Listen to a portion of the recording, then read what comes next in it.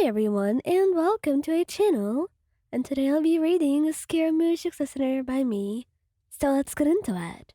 Scaramouche was not someone who easily fell for others. He was smart and quite capable of seeing people's traps, of knowing who wants to deceive him.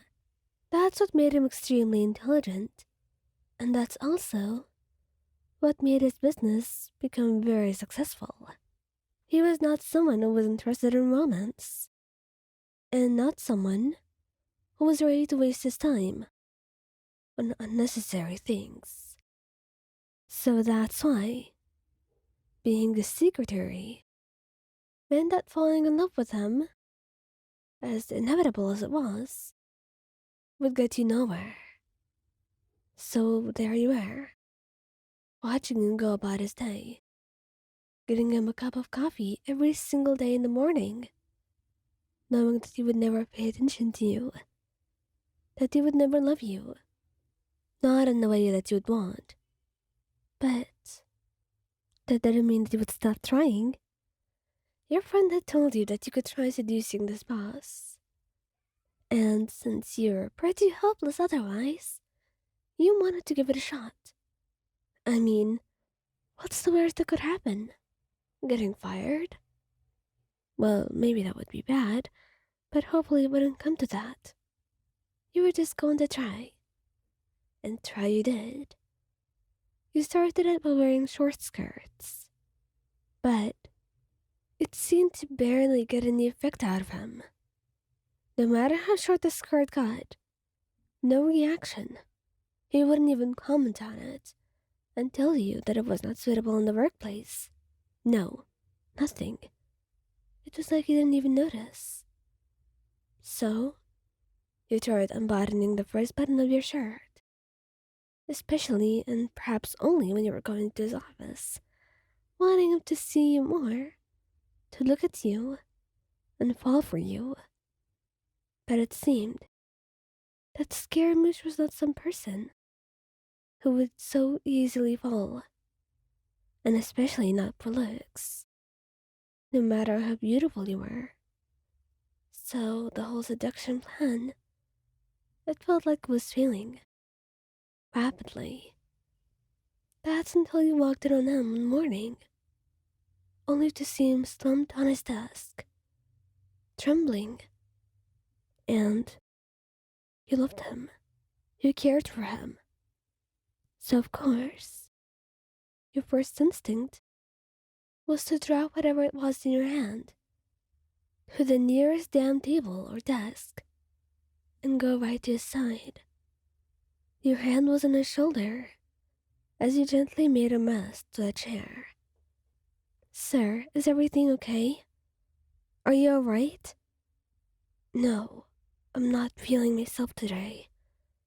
I'm feeling quite dizzy, he complained, and his voice was softer than usual. None of his glares, and none of the harshness that he would try so hard to maintain.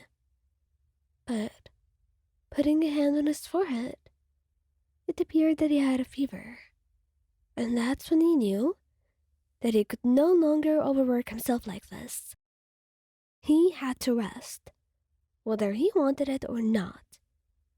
You have fever. You can't keep working like this. I'll be fine. I just need medicine. That's all, he said, trying to push you away, but even his movements were too vile, and nothing could stop you from picking him up in your arms. He was quite lightweight, and you gently put him down on the nearest couch. Sir, I cannot in good conscience keep you working like this. This could be harmful for you.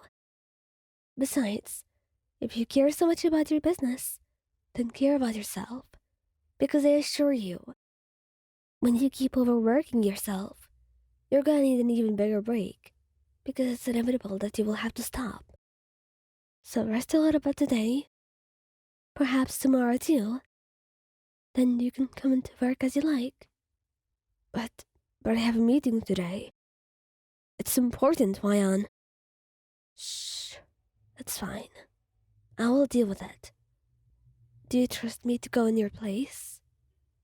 And he knew this would be very difficult. Scaramouche, after all, never really trusted anyone to take his place. That's why he always overworked himself. He trusted himself to do things best, knowing that no one would do them as well as he did. And though that was right, it wasn't helpful, and he needed to be able to rely on someone, anyone, just to be able to take a break, even if for merely a day. But you were shocked when he nodded. All right, you can do as you want today. I'll leave everything in your care. He had literally not expected this. He only meant for him to trust you to get someone else to take care of things. But for him to ask you, a mere secretary, to take care of things in his place? It was the highest form of honor that he ever thought he would receive. And there it was. So, you were going to do your best, and you were not going to disappoint. And it ended up just fine.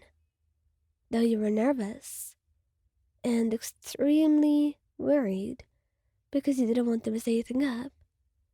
But once you were done, he asked for you to come to his house. And that perhaps was the most shocking thing you've ever heard. Because Scaramouche was asking you to come to his house. Surely it was a work matter. Hopefully. When he went over to him, he was laying on the couch, and he seemed to be a lot better.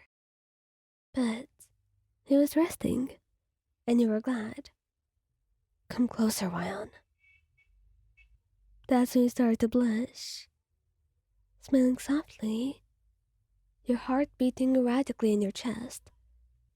But you did as he asked, coming closer and closer, until you were sitting right next to him. And then, much to your surprise, he sat up suddenly and pulled you down by the collar of your shirt, leaning in to give you a kiss. Oh my God, your fever must be high. You can't be serious. We can't be doing this, he said. And, much to your surprise, when you put a hand on his forehead, there was no fever at all, and he was smiling at you, blushing a little.